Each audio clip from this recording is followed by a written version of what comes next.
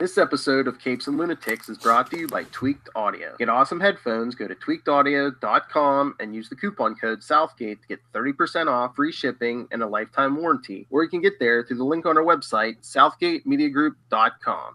This is Brian Edward Hill, and you're listening to the Capes and Lunatics podcast. There's a thin line between heroism and madness. Here the line fades to nothing at all. This is a world of Capes and Lunatics. And nothing is off limits.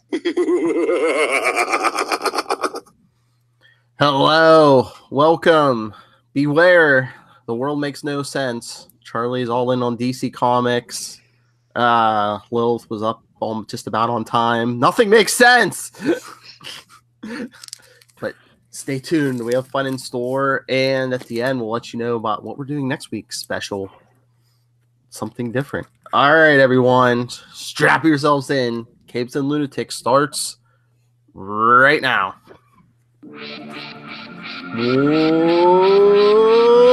Welcome to the Capes and Lunatics. I am Phil, and joining me as always, well, his evil mirror double joining us. His facial hair, evil. Charlie the Professor, Esther, and it's not evil. I don't have the chin. He has facial hair. I have everything but the chin. He has facial hair and a full-time job. It's his mirror double.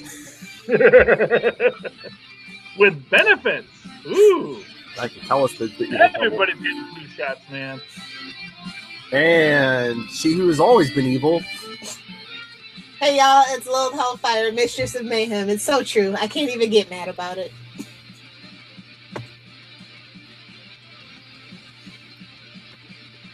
Watch her blow her smokestack when she gets her birthday / early Christmas present. So should I do a Facebook Live for that? Are you going to do an unpacking? Should I? I don't care. Go ahead. Like I said, I sent you two things. I don't know if they're going to get there at the same time, but they kind of go together. So. God.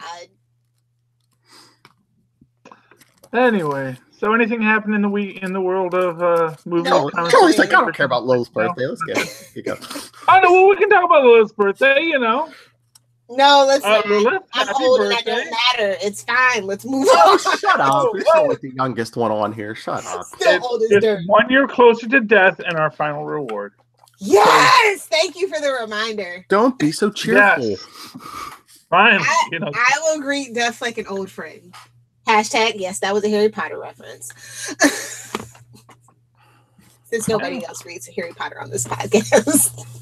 I really don't even watch the movies either. Yeah. Good. You don't. You read the books. Anyway. Well, I don't. That's a younger generation's things. Us old timers, we have. You See, know, you're not old. You're in the Harry Potter, Lilith. All the Harry Potter fans, like OGs, are old as dirt. Like, it's just true. Sorry, kids. You're not kids anymore. When you're play The Cursed Child, like everybody has kids that are in high school now. Just saying, you're not the youngest spring chicken. Yeah, but some of us are 2 days older than dirt, Lilith. Don't forget. Hello. Gelman, get on your job. What's on the agenda? I'm just saying. Okay, let's see. Well, I'm sure everyone saw Daredevil got canceled on Netflix. Big surprise. So they just need to come out and say Jessica Jones is done too, right? Well, yeah, that and Punisher, but like Rob was saying in our group. What are they going to do with Punisher, though? They're probably going to cancel those, but like Rob's saying, they already filmed the last seasons for those. They're probably not going to announce that till after those air. Okay. As Rob was saying, a lot of people don't check out, seasons if they know it's already dead. So that's the kind of not true on Netflix. That's kind of the Netflix's thing. Yeah, but it seems to be what they're doing because they announced Power Man and Iron Fist. They waited till Daredevil had been out for a while before they announced Daredevil. So yeah. I mean that makes sense, Because I seriously don't see them keeping Jessica Jones and Punisher if they're canceling Daredevil. So you know what they're doing? Punisher could get canceled, but I think they should keep Jessica Jones if they at all possibly can. No, but I guarantee Disney wants all them for their streaming. Yeah. Well, what they're doing right now is they're negotiating with Disney about whether or not these last seasons of Jessica Jones and the Punisher are going to premiere on Marvel Plus or Disney Plus streaming. So they're basically saying we still have these two that we can put out there, and the cancelizations of the other two are probably, just sort of part of the process. But I think they maybe are talking about, okay, so we have the two that we haven't done yet. Do you want to buy them? Do we want to have a partnership on the Marvel Netflix universe on the DC Plus platform? Meaning that Netflix moves from just being a platform but to being a producer for other platforms, which is a great strategic move for Netflix. Because if Netflix can start having the Netflix series on HBO, the Netflix series on NBC, suddenly Netflix changes its dynamic between being a company that's just producing content for its own platform to the company that produces content for everybody's platform. And they've already done this with DC and Teen Titans, since that is on the net. That is a Netflix show that got migrated over to DC, DCU or DC, whatever DC's calling its thing. Get some Disney cash rolling in there. Yeah, well, Oh, speaking of Disney cash and Warner's 3 tiers, Warner's. Wait, and if you don't have it's like, really, Warner's, are you making money out of this? That's all I got to know is, are you actually making money? Because you've got 3 paid sites now, which is going to be all rolled into one in late 2019. No, they're gonna. Well, I mean, you're gonna have the Warner's 3-tier system. So even there, it's 3 tiers. So I don't know. I'm not. Is this including the DC? Is this including DC Universe? Yeah. Okay. Well, DC Universe is owned by Warner. Yeah, but I didn't see this. Are we talking about the Disney? Mm-mm. Like how the Disney's going to have its 3 tiers of Disney, Star Wars, and Marvel? No. Well, I guess Warner's is doing something like that. Yeah. Everybody So wants basically, well, it's what they've already been doing. Hey, Tyler, good to see you. Hey guys, I got a house full of kids. My nieces showed up last night, so I got 5 kids hanging out. So here's the story of a man named Tyler. You just gave me hives. Ew, children. One is okay. It's when you get more than one that it gets a little squirrely. But no, at the moment, the thing is, if you just put them in a safe space, they'll take care of themselves. You just sit back and make sure no one's hurt. But at a certain age, they're self-replicating. They're fine. That's all right. Yeah, but Lilith Hellfire just doesn't like children. Luke, most children. I never guess what Aunt Lil said about you. Hey, I get that. There are certain kids I cannot take, but my family so far, they're all good kids. Right now. But in answer to the question, Tyler, as far as I know, right now, Marvel Disney is still having all of Marvel and Star Wars and the Disney properties all on one service for one price. But there hasn't been an official announcement either way yet, right? No, that's true. But we are told that it's all on Disney Plus. So now, Warner's is putting out this tier model. Has Disney learned the lesson about spreading their content? Because honestly, that's what's killed a lot of their good animation stuff, where they spread it across XD and the Disney Channel and ABC. So we'll see. And now let's just say Disney does have a history of doing stuff like that. So let's not just Well. To be fair, Lilith, when you say spreading out and hurting their content, are you saying it's hurting it critically or it's hurting it financially? Well, financially, for their other stuff. So I don't know if they've learned their lesson about how to streamline things. Yes, but in the end of the day, when you add everything together, who do you think's doing better business-wise, Disney or Warner's? Disney.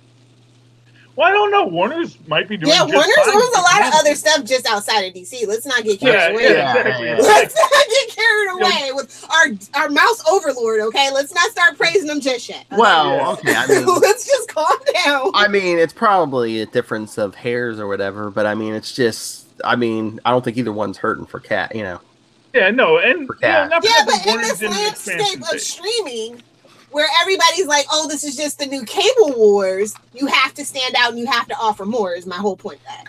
So. Well, exactly, and I think that's what Disney Plus is doing. Good job. Whereas Warner's is trying to chop it up. Good job, And I don't Lilith. think that's a good plan. You just gave Marvel a new idea. Coming late 2019, the Cable Wars. Yes. X-Man. Oh, okay. You can all blame it. Nate Gray! December 1st, 2018. You can all blame Lilith Hellfire.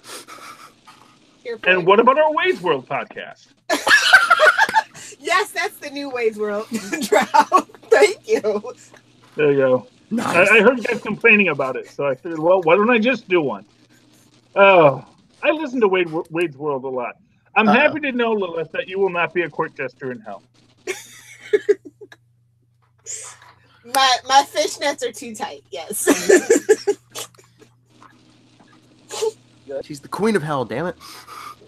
No, that's Madam Satan's plan. I'm not Madam Satan. Hashtag Chilling Adventures of Sabrina. Yes. Oh, are you gonna watch the Christmas special that's dropping December 14th for Sabrina? Oh, well, obviously now I am. I thought I'd let you in on that. I am so interested to see what they do. Netflix has got to get on their ad budget, man. Just let me know what's out there so I can watch it. It's like all the stuff I want to watch. Works on word of mouth, apparently, and Reddit's television subreddit. Like, that's where I find out all my things. Yeah, no, I mean, not for nothing, I was listening to the Wait What podcast the other day, and they were complaining about, like, yeah, it's like, I want to see this thing, and they, like, won't give me the show I want to watch. It's very frustrating, Netflix, but you still have very good content, so we'll put up with the difficulties. But come on, just spoon feed it to us, okay? We didn't come to this internet to think, Netflix. Come on, Netflix. Charlie Esser needs Baby Birded. Come on. Yeah, Baby Bird me, man. Okay, just in case we lose Tyler. Tyler, did you see who they just cast for Star Wars The Mandalorian? Was it Nate Nolte? Yep. That's I scary. can never tell those two apart. You can't tell Nick Nolte and who apart. Gary Busey. Yes, thank you. Except for Gary Busey. I still haven't seen them in a movie together. That's all I'm saying. Nick Nolte's the less insane one, okay? Yeah, just study the teeth. Yeah. Okay. Yeah, if he's not smiling, I have no clue. I absolutely agree with you, Charlie. Nick Nolte was in the first Hulk, right? Oh, yeah. Yeah. And Gary Busey was in the Buddy Holly with the dog one. That's yeah. Yes, okay. I like that, too. The Buddy Holly story? No, the Hulk. Hey, I said the dog one. Oh, yeah. Honestly, I enjoyed it. I think that that was Ang Lee, right? I think he did some really great visuals in it. Not all of them were winners, but you know what? Not everything can be a winner. But I thought it handled ideas well. I didn't need his dad becoming the absorbing man. I thought that was they should have done a more traditional villain for the Hulk for that. Mm-hmm. Leader, Abomination. Or just General Ross. Why is General Ross not a good enough villain for the Hulk? That's the sequel? What they did in the sequel? The sequel was, well, it wasn't really a sequel. It was a second film. It was a continue soft reboot. It was a mulligan. You get one. There, Charlie. See Nick Nolte? I can see Nick Nolte, yeah. Okay. And tell me, like I said. I know. Him and Gary Busey. I was about to say, is that Gary? No, it's not. I was going to say, even in the IMDb. What I'm going to say, like most people are organized by name in my head, so you do get that Morgan Fairchild, Morgan Freeman confusion from time to time. Okay, you lost me there. Morgan Fairchild and Morgan Freeman. They're both under M for Morgan. I was going to say, yeah, the best if you don't, their generation. Okay, if you don't see their faces, okay. If you're just confusing names, okay. No, but it's like I was going to say, who was that see person? Morgan. Okay, so you ever have a 404 error in your brain, except that, except you're finding a file, but it's not the right file. All right, I'm going to blow everyone's mind. Your brain is returning the file, and it's like, no, that's not the right file. It's like, no, this is the file. It's like, no, it's not the right file. No, it's the file, and you're just arguing with your brain. It's like Charlie's just like Morgan Fairchild narrated Shawshank. What? Yeah, exactly. It's like I know that's wrong. Why are you giving me that brain? The brain says, no. It was filed right next to the right neuron. It was right where it's supposed to be. It's like, well, that's not where it's supposed to be. Then It was misfiled, Brain. Oh, Brain. Don't feel me, Brain. Okay, Homer. Oh, We'll get back Tyler, to while killing you're you with that here, are you going to be watching the crossover with us or no? I plan to. Cool. Are you where are you gonna be? Who, me or Tyler? Well, Tyler's next weekend. Next weekend, I'll be hanging out with Phil. Well, Saturday, but I mean, it starts Sunday night. I know. I'll be home. Oh, you'll be home by Sunday night? Yeah. Cool. But yeah, I think the good part is it's always mobile. True. I can just broadcast in. We sit there in the van in the back. I guess it's Lilith ruined the surprise, listeners. Yeah, next week we're going to give you 3 Capes and Lunatics episodes. Each one, if you watch on YouTube, you can watch us like 15 minutes after each Arrowverse crossover episode. So Sunday, Monday, Tuesday. I really hope that they release this crossover after, like, as its own movie or something. Just like they did when they did Invasion. They released it as a... Like, I found it at Redbox. Like, they had it on its own disc. Well, they didn't do it with Earth X for some reason. Well,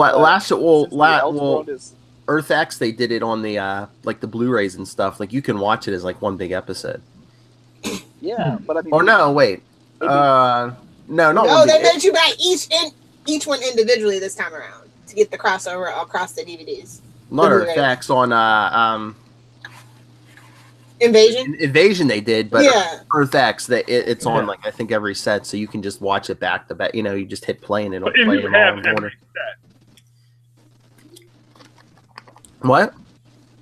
Well, you said it's on every. The whole thing is on. The whole thing is on it. You Yeah. can buy any set and have the whole complete crossover for Earth X. Yeah. That's useful. Yeah, the year before they did not do that. Then probably because people complain. Yeah, probably. There you go. It's like when you had that Fall Guy, what was it called? Rescue. What'd you say? Crossover. Remember the Fall Guy? It was like the first like shared universe crossover on TV.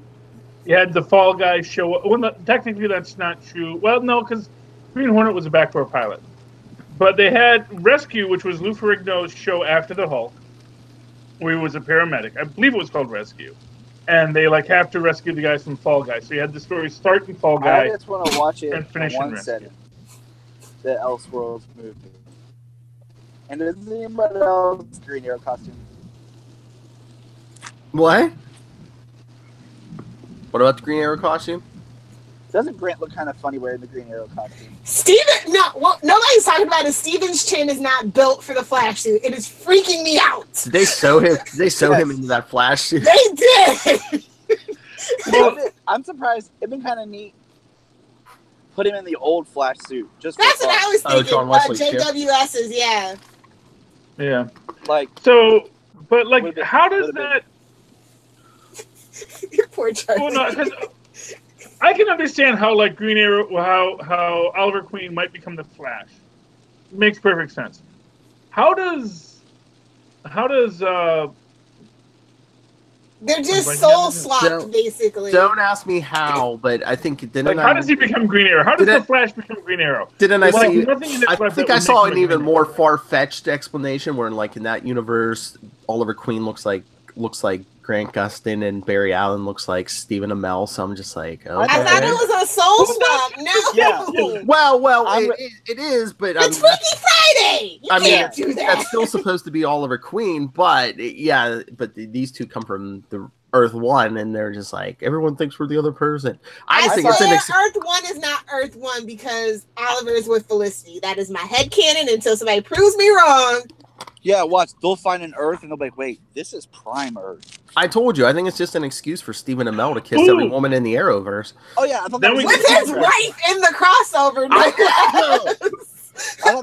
Hey, Phil, I thought that was in his contract. Like, Steven, we're just going to, yeah. Next thing you know, this episode, Elseworlds, you're going to make out with Felicity's mom and Nora And Okay. And Lilith, maybe Steven and his wife like that. But Tyler just brought up an interesting question. So if you have a Prime Earth, could you have Superboy Prime? Shut up, Charlie! Superboy Prime was awesome. He was an awesome villain. He was every what I would love, nerd comic book angry guy given superpowers. I love Superboy Prime as a villain. He is. What I would love is at the end of this season, Superboy Prime appears from Prime Earth as a villain and causes basically the crisis that folds all the multiverse into single Earth. And that way next season, when all the shows return, they're all on the same Earth, dealing with the fallout of being the multiverse folding into each other. And of course, only some people know that the universes used to be separate. So example, okay? So what if the arrow that we... You can't use what if. That's copyrighted. Oh, man. As just imagine. Just imagine.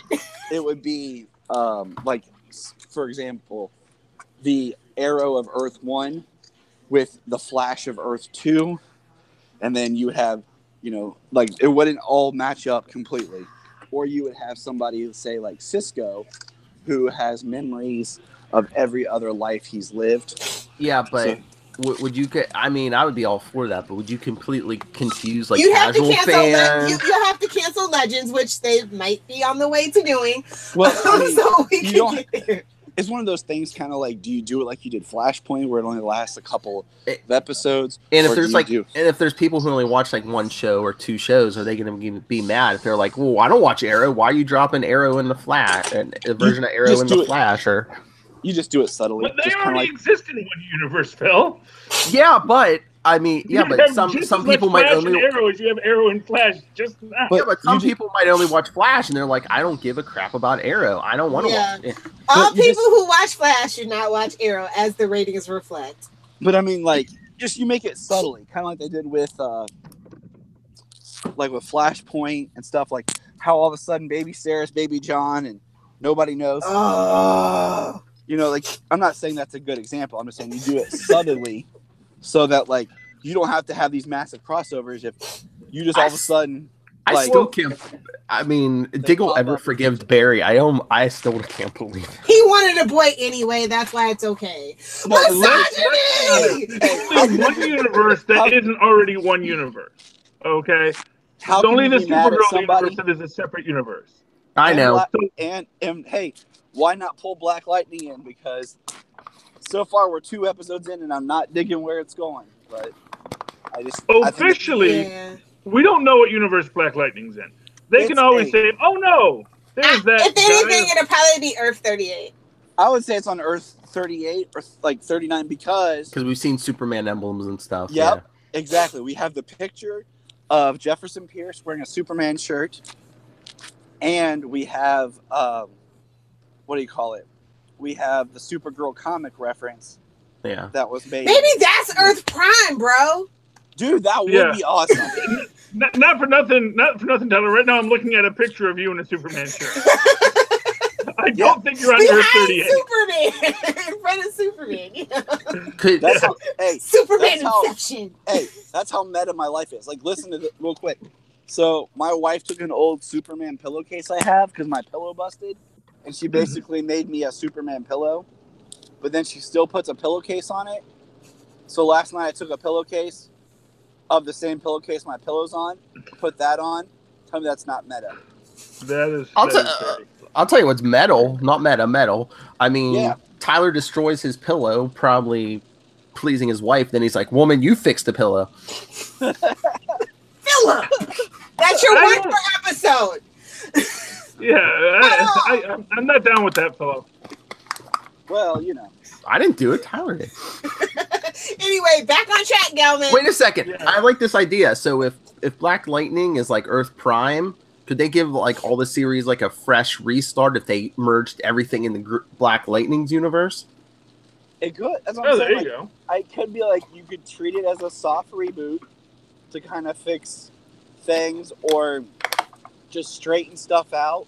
Because, I mean... But again, is that going to turn off like the casual fans, like the people who don't read comics? But I mean, but at this point, think about how heavy. If I'm not mistaken, The Flash is the highest rated show of all of them. Correct? Yep. The whole network, isn't it? Yeah. Okay, and that's the most comic booky show. Mm-hmm. We've had Time Travel, Flashpoint, Saboteur. I mean, I think we lost. NCW just cut him off because they don't want him revealing. He knows too much. I would say, yeah, like Flash is the most comic booky show, but it's probably also the most lighthearted because even like Supergirl this season, you're getting like political, what heroes should be doing. Not bitter. Yeah. Not bitter. So I'm saying that's what I'm saying. Like Flash is probably the most lighthearted and comic booky. Yeah, but not for nothing. As I said, it's not like these universes that are in the same universe. I mean, the only one that actually interacts with everyone else is Legends, and they're actually outside of the time stream. So they're the only ones that are like, oh, we should reach out to Barry. Let's bring some guys from Barry's show on ours. Let's everyone under the arc. That's not true. I mean, you had Supergirl come over last season for an episode of Flash, that musical. It's always the Flash is the connective tissue. He's been in every single crossover, whether there be mini or the large scale ones. So. Well, yeah, because you got to cross those dimensions. But okay, so here's your premise for Elseworlds. All of our favorite characters get into the arc, the Wave Rider, as all the universes collapse in on each other. Then they all got to go back in, and then they all have to navigate the new universes that have been merged, and things are different, but they're all the same. So all of our heroes know what happened, all of our favorite characters, including the guy that's always sitting, and they come back, and now they have to sort of restructure their thing. And Barry, and of course the last line is, Barry says, I had nothing to do with any of this. Not my fault. Did you just steal that from Heroes Return?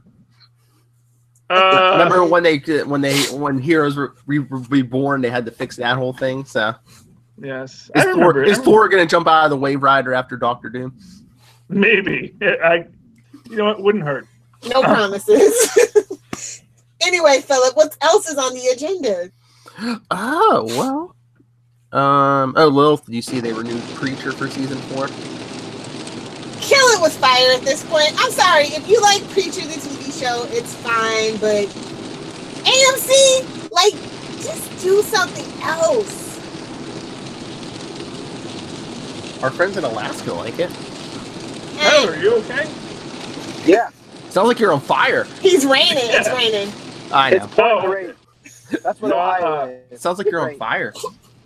And I was like, wait, is that a nice toasty fireplace? Well, it happened just as Lilith said, kill it with fire. So I thought it might have been a... It was fire. Lilith, you're too powerful. You have to rein it in. Lilith's like, I like fire. I haven't even signed my name in the book. But yeah. Oh, since Tyler's back, since we got a DC quorum here, do you see the Blue Beetle movie's in development, supposedly? I hope so. Yeah. I'll be positively optimistic, but like every other DC movie, I don't celebrate until I get the first official footage of first day of filming. I'll put it to you this way. I feel like if Shazam is good, Blue Beetle can be good. I agree. Because it's gonna kind of probably be in that same vein. I think they're really trying to go after a younger target audience, especially since it's gonna be Jamie. Yeah, he's gonna be a teenager. Yeah, and he's has that huge popularity from Young Justice too. So, and the video game of Injustice 2. Yeah. I mean, is that DC's? Yeah, are they really? Is that DC's new thing though? If Shazam does well, they are gonna move into that. Are they moving from grim and gritty to like teenage heroes from Shazam, the Blue Beetle? Yeah, I think that is to set themselves apart. That's basically the only thing they can do at this point to set themselves apart. Teen Titans Go is one of their hottest franchise. So obviously, much to their chagrin, and it's only because Cartoon Network literally never plays anything else. That is true. But actually, what I was going to say is Teen Titans Go, DC Superhero Girls, they're all based to that younger audience. They're all well, that's for merchandising purposes only. Like the story. Come on, let's just be real. Most of the stories are questionable. What, DC superhero girls? Teen Titans Go. Oh. but DC Superheroes Girls, I think that's right, is very popular. Yes. And Lilith is keeping that alive on merchandising. And what you're seeing is DC sort of see, oh, you know what, I think people like the young people like seeing other young people as superheroes. Yeah. They're basically rediscovering what Stan Lee decided with Spider-Man. 60 years later, but still. But that has not always been the case either, though. It's very cyclical. So. Yes, it is. And again, merchandising, toys, that is what they are there for. And then, merchandising. Let's not forget, we're supposed to be getting that DC Superheroes Girls, like an actual animated series. Not on YouTube? Where they changed the animation style. It's supposed to be a continuation. Oh God. Please don't be like the She-Ra. Please do not be like the new She-Ra animation. I'll send you a picture of it later, but it was, I think they previewed part of it at Comic-Con, but I don't remember any more details other than that. Well, but also Titans is also, again, a youthful or their first step out into the live action streaming. YA. I classify Titans as YA. Well, yeah, young adults, yeah. But still, it's all young adult. Even Teen Titans Go is young adult. So I wonder if the teenage young adult thing works if we're gonna get this Batgirl and Nightwing movie and they're gonna be like in their late teens or early 20s. Yeah, Philip, do not wish that upon the world. It is going to be a travesty. I'm not wishing it, but I'm just saying, is that going to be their next step? Well, here's what you say: is so they kind of have quote unquote teenage Batman in like Nightwing or whatever. All I say. You mean Gotham? Crack an egg on it. All I say is, where the hell's my Santana movie? Oh, I just saw that this morning. Yeah. It's moving forward. Just as they're saying that they're getting softer on Man of Steel 2 and some other. Well, Supergirl actually officially replaced it. I don't know why people are still talking about Man of Steel 2. I thought that was like. Yeah. Well, I think that he's DC right there, people. I want to talk about this on Super Connectivity, but I think DC is restructuring. They're leaning into women and young adults. Yes. Yeah, exactly, and I think.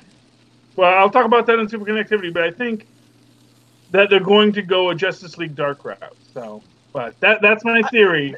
Hey, they should have done. That's what this season of Legends should have been. Should be.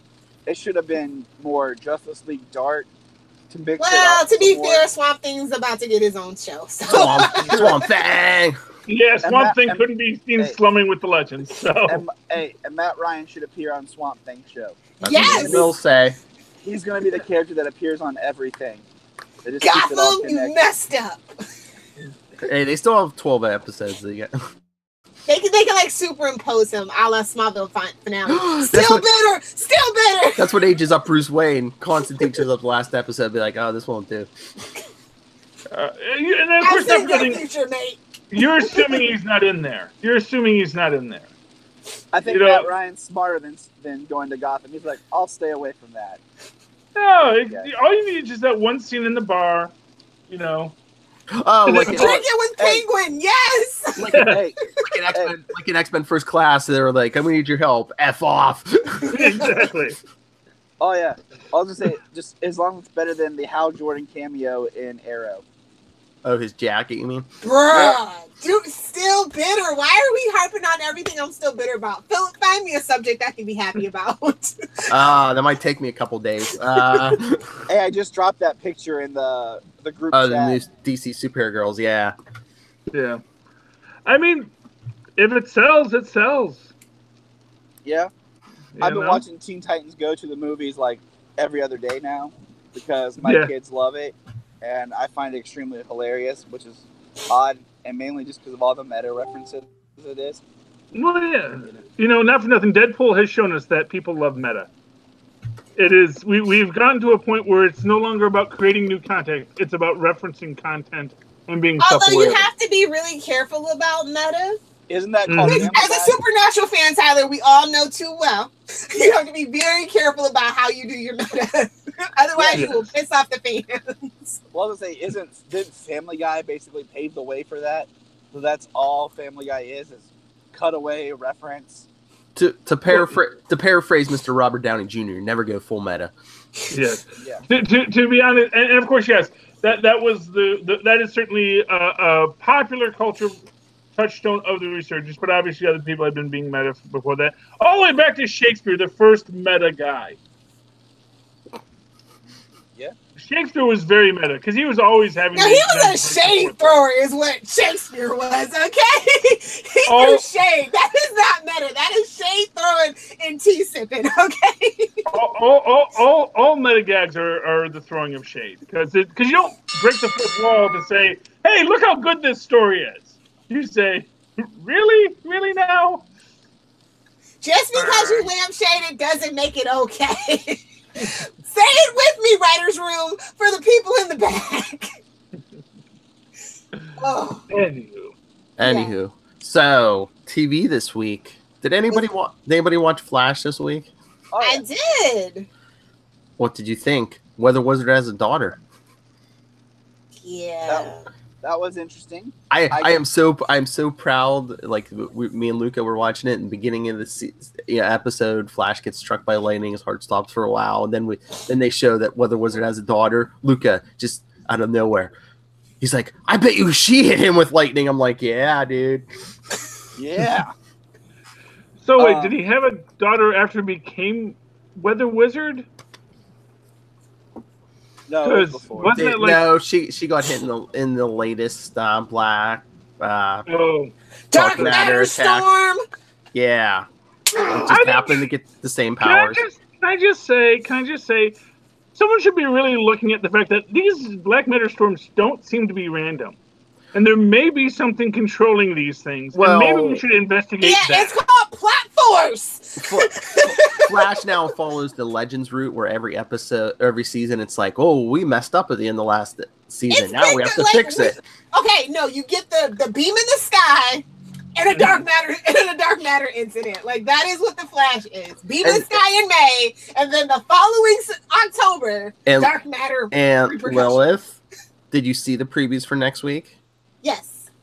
I'm excited for next week. He's time traveling again. He's going back to Eobard Wells again.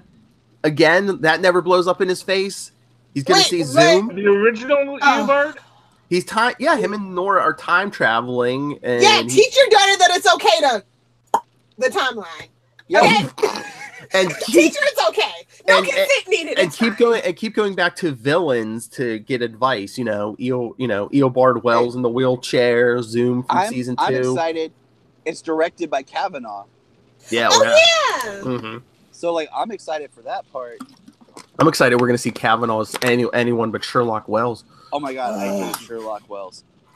Baby giraffe. I'm just waiting. Shut up. Just out of curiosity, is he actually Sherlock Wells, or is that just a nickname they're giving him? It's his middle name. That's what I'm waiting for, is to be like, he just drops. Because he's French, first of all. It's Sherlock, or however the hell he's. Yeah, they call him Sherlock. Yeah, they call him Sherlock, and he's like, no, it is Sherlock. Yeah. Oh, so he's French, but is he like a detective for hire, or yes? A scam artist on top of that. So they had to pay him to help them find Cicada. Yeah, he's a professional. It's Cicada. If you want to be sure, Cicada. Tomato, potato. I don't care. Lilith, for the rest of the season, we have to call him Chimichanga. No, don't insult chimichangas like that. Can we, real quick? Can I talk about how much I actually really enjoyed Arrow this week? Yes, somebody that still loves Arrow. Please. Why? Because he finally got out of prison after 7 episodes? No, because the whole episode was done him in prison. There was no cutouts, no shots of the other characters. Oh yeah. There was no flashbacks.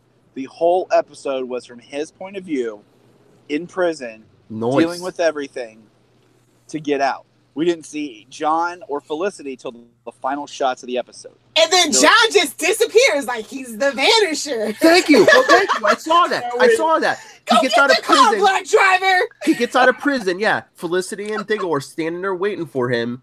Felicity goes over to kiss him, and as they pull out, Diggle's nowhere to be seen. Where the hell? He was getting the car because he is still only the Black Driver. I'm sorry. Just out of curiosity, did he get out of prison legally? Yes. It's questionable. It doesn't make sense, but it's the Arrowverse. They work the system, so technically it's legal. Yes. Can we talk about how he was actually like basically the Count of Monte Cristo with that prison? I was just like, you mother. Yeah. When we pan out. Hey, he was so much that he had to pass the book on to Bronze Tiger. Exactly. Oh yeah, Lilith. I mean, we kind of discussed it on Newcastle. We're getting Secret Six. Somebody call Gail Simone. They kind of the redemption of Bronze Tiger. Hey, I'm cool. Michael with that. J. White. Yeah. I like Michael J. White. Like he could. Wait, Michael J. White's playing the Bronze Tiger? Yeah. He's made appearances on previous seasons of Arrow. Yeah. I don't watch these shows. Well, that's what I'm telling you. Yeah. Just season 1 and 2, then you can skip to 5, and then you can skip to the second half of season 7. I think. But yeah, they played him as like a villain. But yeah, it looks like he might be redeeming himself. So Secret Six, because we can't have Suicide Squad. Come through. I solved your problem, Arrowverse. There you go. You're welcome. Get Gail Simone on the phone. There you go. Hey. I'm looking. Hey guys, I'd love a secret. Guys, huh. The building down the street from us is on fire. They're evacuating the strip. All right, I gotta go. Go get him, Superman. Okay. Go get him, Superman. Bye. Be careful. I'll talk to you guys later. Where's he at? Alaska? I don't know, but apparently a place where there's fire and rain. Tyler's seen fire. Damn Midwest, he's seen rain. And you want me to move further north, Philip? I don't think so. Okay, yeah, there will be no fires down there when the hurricane hits. Yeah. No, just water. Yeah, just water. I know. Water. Can't have fires when you're 5 feet Drenched in underwater. water constantly. And it's 90% swamp anyway, so it's like, they're used to walking through the water. Swamps and sinkholes. It's true. That's right. From now on, fans refer to her as Swamp Thang. Yes, because I believe in sophisticated suspense. # watch Newcastle Crew. Hey, what about that Newcastle? Anyway, what else you got for us? Comic book shit? What about our Newcastle Crew podcast?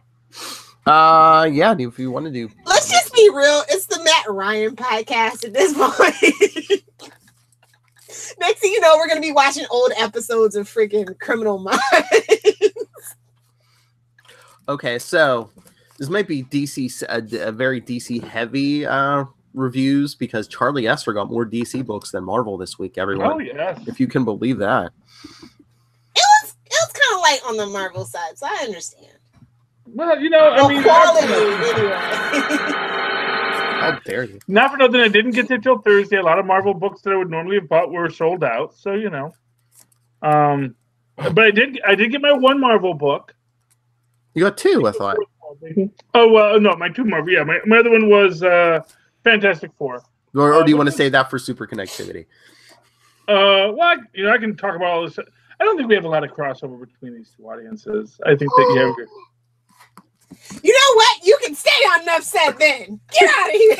He's like super connectivity are sophisticated fans, not like these. They're fancy boys. Not like these ruffians. They're fancy men. So that's absolutely okay. That's I'll save anything for super that we want. Trust me, I can go. No, I don't care. You can do both. It's not just my why Wolverine was right.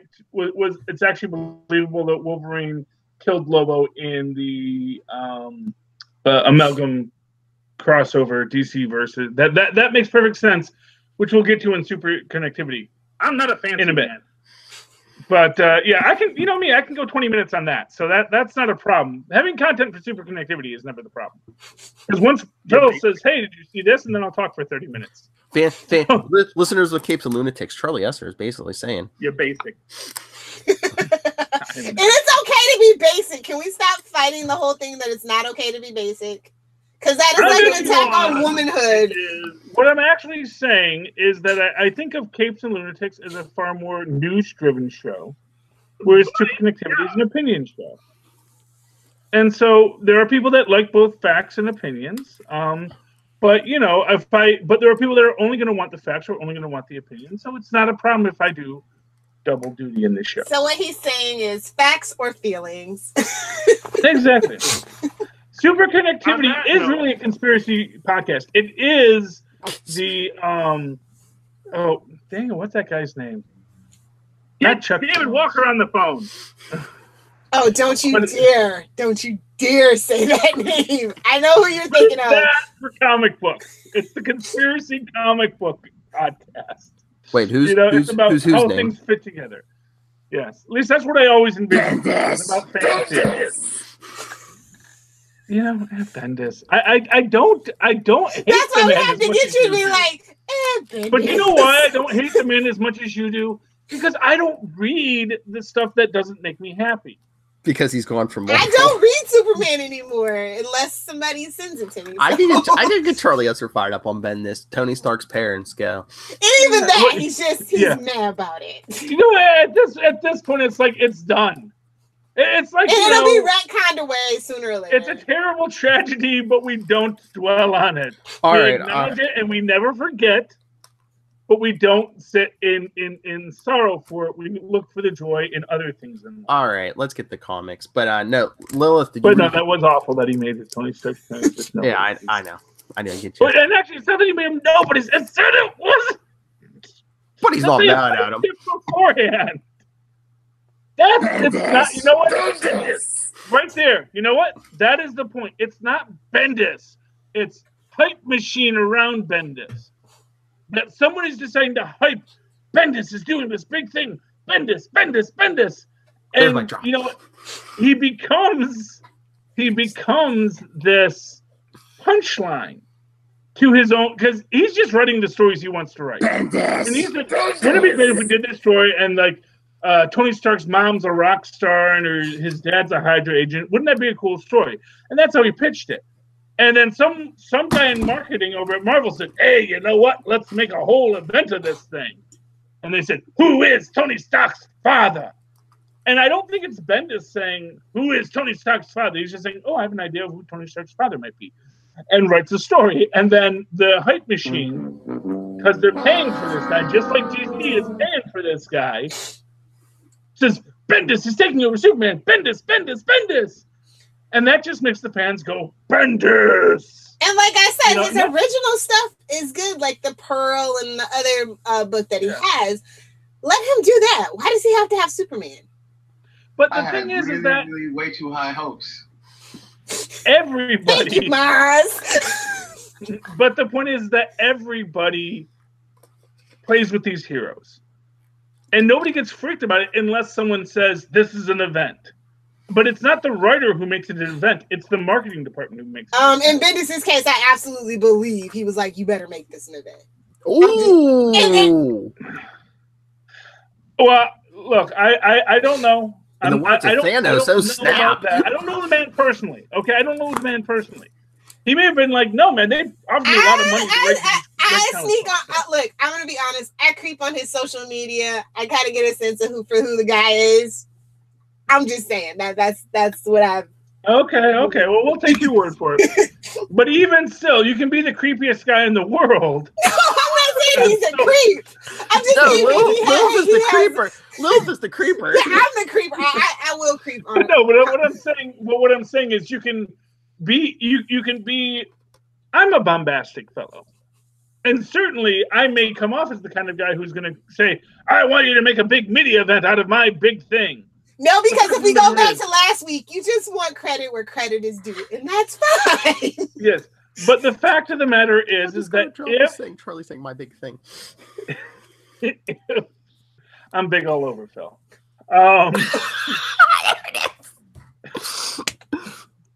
But the point of the matter is that it doesn't matter how much Bendis wants it to be an event. It's not an event unless marketing decides to make it an event. And so that's marketing's choice to push Bendis.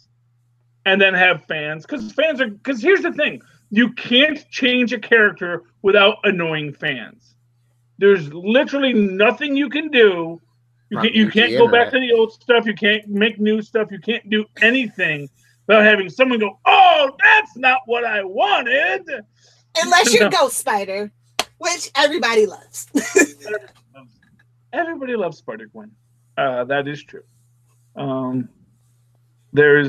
heard no. Well, no, that's not true. I've heard lots of negativity about Spider-Gwen, really? But we ignore those people.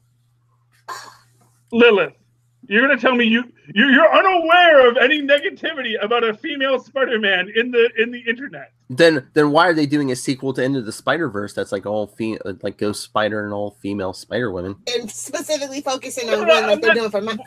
Okay, they're trolls. Don't be the trolls. I know. Number one. When you say everyone, it implies everyone. It's an absolute statement. So when you make an absolute okay, statement, it was hyperbole. I literally haven't and I'm on I know literally nothing about ghosts, but she'll always be Spider-Gwen to me. Yes. But Ghost Spider. I know the hip language the kids use these days. But I have nothing against the character, and I think she's a great concept. Honestly, I like the idea of, hey, you know what? Maybe Peter Parker isn't so dang special. Mr. I'm going to go be in showbiz. Not for nothing. Welcome to the He's a Menace segment of our podcast. He is a menace. Spider-Man is a menace. And as we have established, the Spider Totem attracts villains to him. Yeah, because everybody's had that catalyst pretty much just become a spider hero where they have to learn that with great power comes great responsibility, and it's very selfish acts, Yeah. But but like I said, I think that his power is that he attracts villains. I think that villains are drawn to the Spider-Man. In the same way that villains are drawn to the Batman. They're both totem characters. Meaning that they're bringing in the villains for them to fight. It's how they pull on the webs of fate. Or the guano of fate, if you're Batman. Anyway, what were we talking about? We're going to get the comics, but... okay. Lilith, did you read Heroes in Crisis? Because I know Charlie Esser did. I did. And... What did you think? I find this whole storyline to be very middling. The artwork's pretty good. The story, I just feel like the editor should have took another swoop on the story. It's very... So, this is kind of Tom King style, but I only see 3 possible outcomes. Harley's a murderer, which, you can kind of see because she's crazy, but they're kind of darkening that character when I thought they were kind of lightening it out. Or are they driving Booster Gold insane? Or I believe the Charlie Esser theory is this is all just like a big AI, It's a simulation. Star Trek The Next Generation, the holodeck's gone nuts and we got to fix it. Yes. Yeah. Yeah. I think that's... I still think that's... Well, first of all, I think that the holodeck's gone nuts is what it is. Now, how that plays out... So, for example, in this issue, we see that what does Booster Gold talk to? He talks to Booster Gold. Yes. And the whole idea is we're not quite sure who is the real Booster Gold and da-da-da-da. Except I assume the one that thinks that Booster Gold is balding is the AI. And we see at the end, he's coming there, and we see Harley Quinn on top of all the dead people. And again, we don't know which Booster Gold that is she's talking to. Makes me wonder if Harley Quinn had a similar thing, but her AI, and which means that all of the interactions we've seen between Harley and Booster may have been the two sides of the AI fighting over who they are this whole time. And it is this idea that the AI has created icons of Booster Gold and Harley Quinn to sort of decide what it wants to be, because they created an artificial intelligence. In what universe does this not, and then made it do work? That's the thing. It's like, okay, I've created an artificial intelligence. I've created an Ultron. I've created a Vision. Okay, go have a good day. You can say, go have a good life. Isn't it Kryptonian technology programmed by Batman? Of course it's going to go insane. Well, it's, yeah, yeah, hey, who's the guy to program it? Oh, hey, you guy who dresses up like a bat and beats up people every night? From the man who brought you Brother Eye, yes. Exactly. Yeah. Oh my God! And please don't let it be like Future's End. Ugh, please. Well, I mean, part of me was thinking there was some sort of identity crisis aspect in this, with like the rewriting of, because since we have villains here too, it's like, are we rewriting villains? You know, I don't know. And but to speak of that, when you get to Old Lady Harley, maybe my pick of the week. Oh, good Lord. Really good book. And we get to, I know none of you guys read this, but you want to meet future Batman? Oh God! I'm looking for the review. There we go. There's future Batman. Is that the Thinker? No, that's Bruce Wayne. That is Bruce Wayne, who after Nightwing dies, You shut your mouth! it's an alternate future. It's not canon. I know. It's not canonical. I It's not canonical. Oh, that's They true actually have a because character who I guess is supposed to be like a Deadpool pastiche. it's a possible. Yeah. It's a possible future because Batman Beyond Yeah. 26 was also out this week, and that's a possible future. And Dick Grayson's the mayor of Bloodhaven, so Yeah. So, in this one, Bloodhaven is a walled city prison like New York City. Wait, where's Kurt Russell? Well, that's the big reveal. Our heroes, Old Lady Harley, Old Lady Catwoman, and Old Man Croc, have all been accidentally transported into the walled city of Bloodhaven. So we now have to escape from that next month. I'm excited. I don't know about you. No, but Croc is Kurt Russell, confirmed. But you know why I love this? This is the most important thing. Do you see who that is? Not the egg guy in the wheelchair. You see him? Oh, is that Nazi dude? No, that's Egghead. That's Vincent Price. Oh, is it? It's his first actual comic book appearance as Egghead. They've like referenced Egghead in some scenes before, but they never actually had Egghead as a character. This is the first one where they say, yeah, he's not the criminal mastermind he used to be, yada, yada, yada. And it's drawn like, and it's like the first time you have Egghead on panel. So I was really excited about that. That made me so happy. What issue number of Old Lady Harley This is that? Old Lady Harley number two. Number two? Oh, number two. It's only number two. I'm getting in early on this one. I'm glad I picked it up. Probably picked up that number 2, snatched right up. Yeah, well, you know what?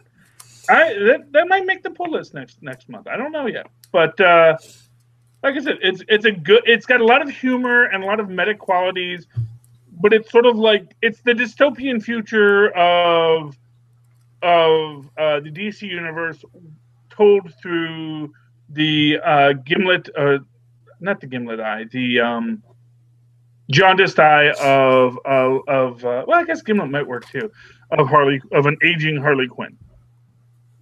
So it's a lot of fun as she revisits all of her old friends and enemies, and I really enjoyed this. And Anarchy in Arkham is the title of the episode. So, because Arkham is now an old folks' home for retired villains. Well, speaking As it always was. Speaking of old people, Lilith, did you read Old Man Hawkeye 11? I did. Of course I did. Hawkeye's tracking down the old Thunderbolts. He finds Zemo at an old Weapon X facility, trying to create his own, I'm gonna say Captain America, but I guess Captain Hydra. Why did they do this to my Hawkeye? Why? But no, he finds Zemo, and Zemo's like all crippled and deformed in a wheelchair. It's basically wasting away. Yeah, well, he is as he deserves. Yeah. Well, yeah, he kills him. I'm pretty sure he kills him. Mercy kill. It's fine. A couple million arrows. So I'm pretty sure. That's a little overkill then. Yeah, you know, a guy in a wheelchair, just one in the heart would have pretty much done the job. And next issue, I'm pretty sure it was only 12, right? Well, yeah. So next issue is going to be, Old Man Hawkeye versus Old Man Bullseye. Okay. I don't know. I'm curious. Because he makes the Old Man Logan. What? What, Charlie? I said we already know he wins because he makes it to Old Man Logan. So. Yeah, I got. Is that? Well, yeah, of course. Before that? Yeah, this is before that because Hawkeye was blind in Old Man Logan. Oh yeah. Fully lost his sight, and now of course it could be that's another alternate universe. Yeah, I was gonna say I thought this was kind of sort of.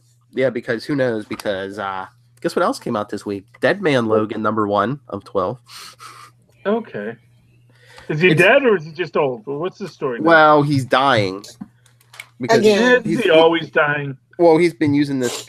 Well, now that young Wolverine's back, he could die. I know he's been using this drug to like boost his healing failing healing factor. So it's basically catching up with him.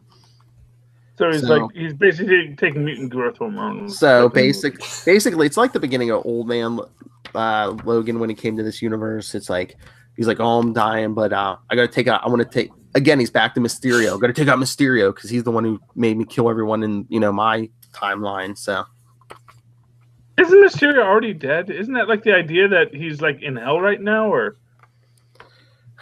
he's always back and forth? No, he in Scarlet Spider he was like semi-retired in Las Vegas. So I don't know what. Oh, okay. So he's back to being a magician. Good. No, they showed him in this issue. He was like in a retirement. He was like living in a retirement home. And he was like he had some old lady. Is that a reference? All these old people retirement homes. They're like, look, we know what the comic book industry's full of. You old farts.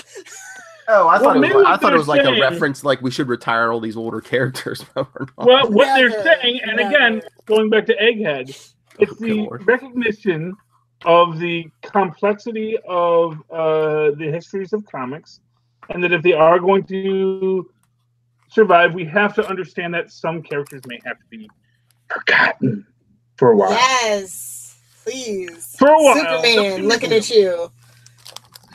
You made it to 1,000. Now just die. Did you just say retire Superman? For at least 5 years. Okay, I can live with that. You know, Fantastic Four went away for a while. So. Yeah, Batman needs to go away bad. You shut your mouth. I didn't say Nightwing. I said Batman. I know. And then Nightwing go away for a while. He was like officially dead in the comics for like a little. Yeah, Batman was as long as Reed Richards was officially dead. Batman went away for a while. Yeah.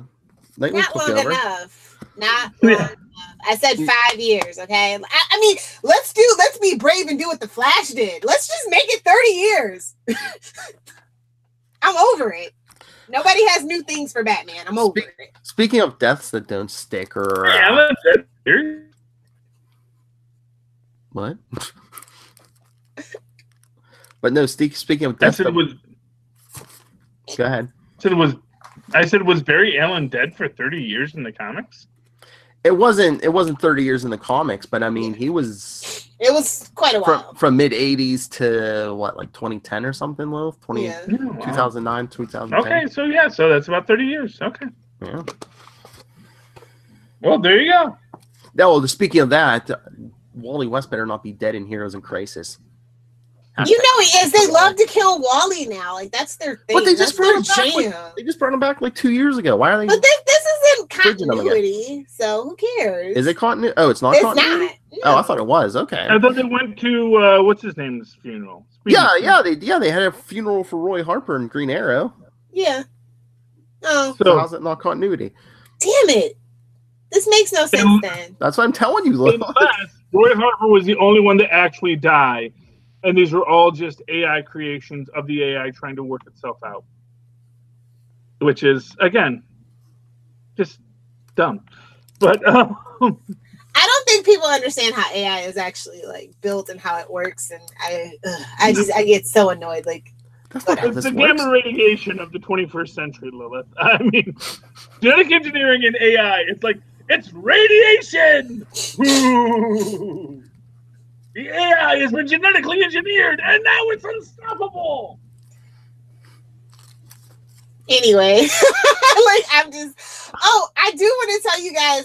Well, because we're kind of sort of still on DC Books. Maybe let's just go back to DC Books to pick up. What is it? Nuclear Winter Special #1. I actually liked it. I like the end of the year roundups that they do usually. It's 10 great new different stories with, I liked it well enough. I was debating it. I don't know. Something about it didn't 100% catch my eye, but then again, maybe I'm not as big a DC fan as some people. Yeah. So, but I looked at it and I was like, "Ooh, Nuclear Winter, what is that?" But yeah, Oh, I did read the alternate comics that came out on Wednesday. It was actually we already reviewed that last week, so that was good. Yes. So never mind that. I'm waiting for the next one. Teen Titans. Did anyone read this? No. Okay. I thought maybe. You know why I picked it up? Quick question. Do you know why I picked it up? Why? Because it reminded me of the Hulk holding up the mountain in Secret Wars. So, and we actually even get like that whole concept here because Crush, the daughter of Lobo, is holding up the building that is about to crush everybody. Oh, nice. Yeah, it's cool. It's that was the whole thing. I was like, well, this is just like that great episode of Secret Wars where the Hulk is holding up the mountain. Yeah, no, I did not get Teen Titans. I did get Titans. Okay, well, that's fine. They're stranded on another planet. They send out a distress signal, and who answers the call? Lilith on the last page, who I'm assuming is taking Nightwing's place, while he's out. Oh, who is it? Cal Rayner. God! I'm not a fan. I don't like Kyle, and I don't like Hal. Let's just call Alan at this point. Like, who cares about Kyle? Send him back to the White Lanterns, damn it. It was the only place he was bearable. You shut your mouth. He's an artist. Who else better to make energy constructs than someone with an artistic mind? Thank you very much. An imaginative mind. Hal Jordan's a fighter pilot. He has no imagination. Okay, thank you. Something we can agree on. At least John Stewart was an architect in some iteration. Yeah. I love how John Stewart isn't even that old of a character. He has 5 refreshes. Yeah, but how much is artistic flourish really important to being? I thought it was all about concentration, technically. Well, yeah, isn't it all just iterations of here's a big hammer I'm hitting you with? Well, it's willpower, yeah, but 2, I mean, if you can come up with some elaborate stuff, I mean, isn't that better than giant hammer? But not even hammer, mallet. So, for example, if I hit you with a tricked out 70s, lovemaking van, is that particularly more effective than hitting you with a giant mallet? Visually speaking, I guess, and they want the visuals to be in story context. Yes, and again, from the comic book perspective, I'm just saying, does that make you a better lantern? I don't believe that. Or the guy who just says sword, sword, sword. Wait, are they linking creativity and willpower? I'm really confused about that. Now that we're into this conversation, I don't believe I have to give Charlie Esser this lesson, but it's not all smash and bash Charlie Esser. No, most of the time it's fun.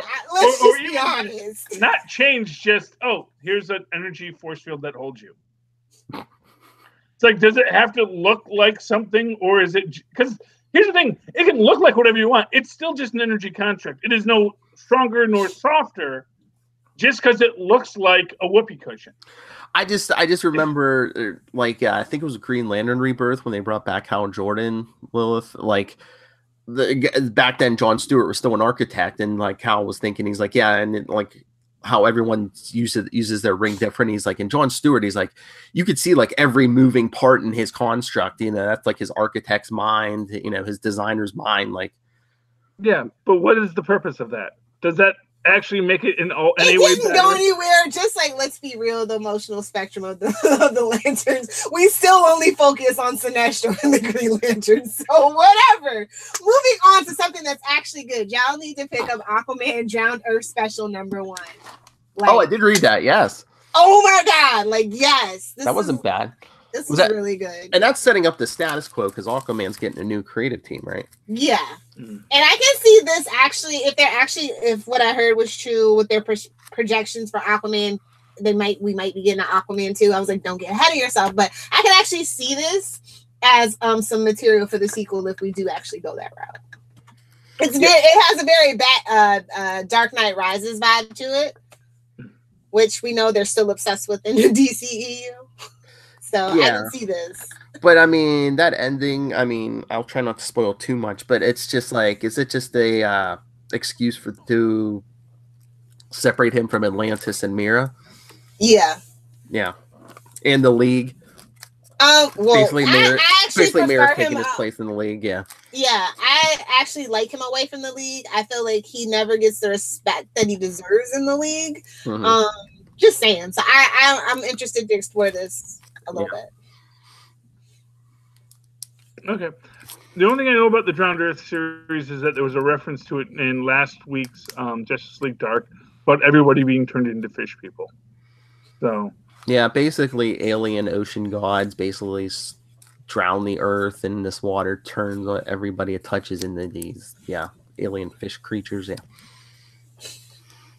it's kind of like because water is scary because we don't explore the ocean, instead we explore space.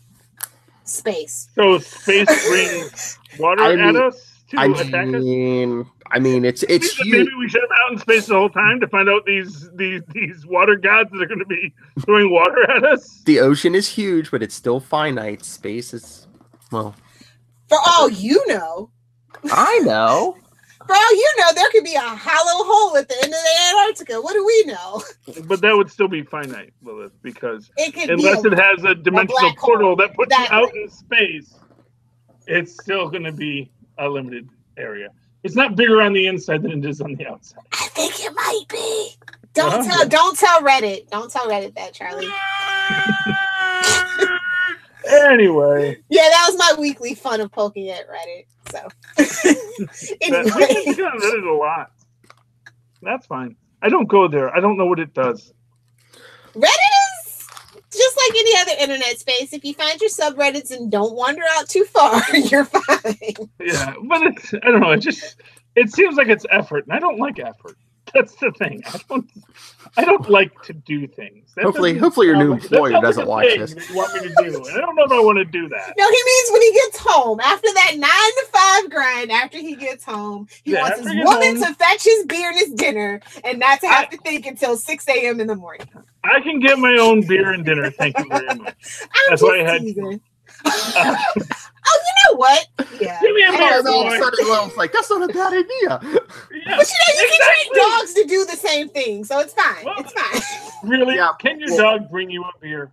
If I leave it in the bottle or the can, I can train my dog to do that. Can you get your dog to bring you a cocktail? Pre-mixed cocktails come in glasses, come in those jars now. So yes. Oh my god! If anyone could teach a dog to shake a drink, it would be Lilith Hellfire. It would be. This martini is terrible. All right, before we wrap this up, since I know Charlie hasn't been reading this, Lilith, Uncanny X-Men. Yes. What about it? Still enjoying it? It's only issue 3. Yes, I'm still enjoying it. It's usually about the 4th or 5th issue that it kind of just gets. So I'm hoping that's not the trend. But no, this was a great issue. Even though we know X-Man is coming. It's fine. It's fine. No, really, it's fine. And basically, he's gonna sweep everyone up into his this altered reality, and the only two X-Men left are gonna be the guys returning from the dead, Wolverine and Cyclops. Cyclops, we could leave, but it's fine. It's fine. He's an original. He has his fans, Lilith. He has his fans. 37. What a random number. So now X-Men is different than Legion, right? Yeah, X-Men is the alternate reality version of Cable. Legion is Professor Xavier's son with the multiple personalities. Why is it only Cable has alternate versions of himself from other universes coming in? Them Gray Boys! Them Gray Boys! He's so strong, he pulled himself out of the Age of Apocalypse. I'm just saying, like, him and Kang are just like the only guys who do that. Like, everyone else is like, we're just in our own universe, dude. Why do you need to go to it? What did you do in the last universe that you had to leave? Because we don't talk about it. Because no one else has alternate reality versions of people. Wolverine doesn't. Not regularly showing up, except for you know what it is. It's because Jean and Scott should have never got together. This is their abomination. They broke the mold. Well, don't blame They X-Man. burned it. They burned the mold and killed the mold maker. Don't blame X-Man on Jean and Scott. In that reality, Mr. Sinister took their DNA and created X-Man. So I'm just saying those two don't belong together in any universe. That's proof. And watch me burn Charlie Esser. All right. You're talking about people's other versions of people. What's Otto Octavius's greatest accomplishment? Oh, living in Peter Parker's shadow. Boom. Yeah, but that's not an alternate universe. I know. Him. It's just, I mean, Octavia is an alternate universe him, but she's just one time. You get everybody gets one, you know. One mulligan coming up. You know, and technically all the Peter Parkers in the Spider-Verse tend to not be necessarily Peter Parkers. You've got Private Parker, and you've got Norris Spider-Man. You've got actual different characters. It's just not all alternate universe variations. That's all I'm saying. I'm just saying, why does Cable get so many? That's all I'm saying. Hold on, wait. How many does Cable have? Oh, I know why. Because Cable is from the 90s. So every new universe version is another toy. That's why he had all those pouches. They were filled with toys. No, they're gonna say they were filled with doubles, but okay. but it's just the idea that, you know, if you create a character in the 90s, you need a bunch of iterations of them. How do you make a bunch of iterations of the same character and not go Aquasuit Batman? You just say, well, that's the Cable from a different. So there we go. Wait, can somebody explain something really quick to me about the whole Marvel Action Spider-Man comic book that's doing it with IDW? Like, I was so confused. What is that? I was gonna pick that up. Why is this a thing? It's supposed to be an all ages thing. That Avengers, aren't they doing a Black Panther? But why do they have to do with IDW? Which IDW is not known for all ages books anyway. Like, I'm just really IDW is known for doing licensed materials. Yeah, so it's okay. So it's a licensed product from Marvel. So it's DC. It's Disney, not DC. It's Disney looking at the large landscape of media and producers, and saying, how can we make this better for us? In the same way that Netflix, as I am theorizing, is trying to establish itself as not only a distribution hub, but as a production house. So I think that's what they're looking at here. Or maybe Disney's going to buy IDW. That's probably what it is. Yeah, because that's also what they do, is they like sort of plant their roots, plant their seeds, and then, like any other tree, grow up and break your pipes. I was gonna say, break the pipes. Break the pipes, man. Got to break those pipes. Okay. Yeah. So, okay. Anything else? No, we can wrap it up. All right. So, let's do this again with me, though. That's you get to leave. But that's okay. No, then after you, he gets to come back to me, so it's okay. He gets to end the day with me. Phil just says no. Phil just is. He's the hardest working man in show business. He just never stops podcasting. He does. I'm like, hey, Phil. Oh no, I can't. I'm podcasting with Kristen. Oh no, I can't. I'm podcasting with the Quasar Boys. He just pees in a coffee can. You know. How did you know? What about our Quasar podcast, the Quantum Zone? Here you go, Lil. What about our Quasar podcast, the Quantum Zone? Oh, next week is gonna be the week after next is gonna be so busy. What? Oh, because we're gonna be covering Once Upon a Deadpool for Wade's World. We're gonna be covering Into the Spider-Verse. Then the week after will be Aquaman with our friends. Oh, by the way, my Spider-Gwen costume will be here, so if you want to do the Ben Reilly thing, you can. Charlie Esser, you need a costume. I'm sorry, what now? So for Into the Spider-Verse, because I'm gonna do the Spider-Gwen thing because my boyfriend wants me to. He's got the Miles Morales suit, so it's like a thing. Yeah, see, this is what you never think about when you say, "Isn't it great to date a nerd boyfriend?" It's like, yep. Give it a minute, Lola. No. He's not even really nerdy. He just wants to dress up because every day is Halloween. That's his Well, motto. there we go. I love dressing up, so that's fine too. Yeah, so we were just joking. Like, I was hoping that my costume would be in, and then he's like, "Hey, I have the Ben Riley thing. Somebody has to get Charlie a freaking Gwenpool." I would rock a Gwenpool costume. He's gonna come Scroll paint it way down for that. He's just gonna come paint it all orange. It's clobbering time. I did in high school. I cosplayed the Hulk, but I've never done. I've never done the thing. Actually, junior high school, I was the Hulk, and technically, I was Rick Jones Hulk, not Bruce Banner Hulk, because my pants were brown. You know what Deadpool says. Anyway, that guy wore the brown pants.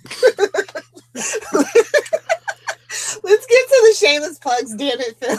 All right, so like we said, if you want to join us on YouTube next week, we're going to get 3 episodes of Capes and Lunatics, each one covering an episode of the CW crossover. So you can hear us talk more crap on the air first. But send us your thoughts. And next Saturday, December, what is that, the 8th? You can catch me and Tyler Patrick at the Steel City Con. You should Facebook Live from it with you two together, though. Just maybe a quick 5-10 minute thing.